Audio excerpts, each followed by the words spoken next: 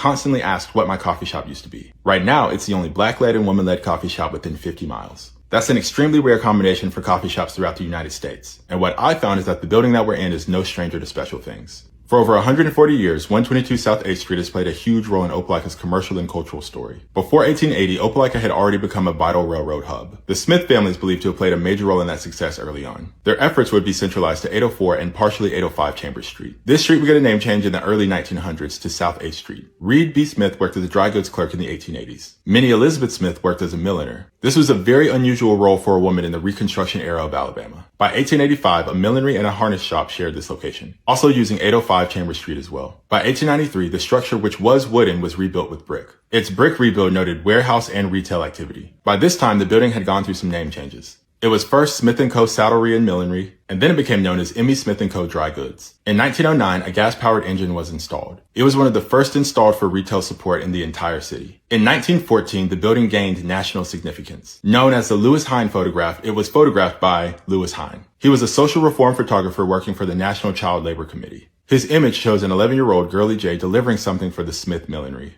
The photo was used in national legislation to ban child labor. This building is now forever tied to one of the most important national movements in the entire United States. Both Reed and Minnie continue to operate at this location, with Minnie first working and then leading this operation for over 50 years. This tenure in business was staggering for a woman in the Deep South at the time. In the 1930s, the building became the Alabama National Insurance Company. In the 1940s, it became a dental office for Dr. Bernard Haney. He installed central air conditioning, and it became one of the first medical offices in small-town Alabama to have this. His other modifications included fireproof interior doors and private patient rooms on the second floor. In the 1950s and 60s, it was the Lee Title and Abstract Company. And then it became Capitol Decorators for a short stint into the 1970s and then went vacant. It stayed that way until 1984 when this building became named a contributing structure to both the Railroad Avenue Historic District and the National Register of Historic Places. This designation helped restore the facade, the brick, and the interior of this building. Shortly after, it was then reopened as the Opelika Antique Co-op, one of several key tenants that helped reignite Opelika's downtown. In the 1990s, it housed Martin and Jordan LLP. It later housed the Creative Council Group, and then became the Locale. It then became the building for Tower Loan, and now it's the coffee shop, the place that my wife and I own. From an architectural perspective, it still contains features that are rarely preserved in downtown Alabama.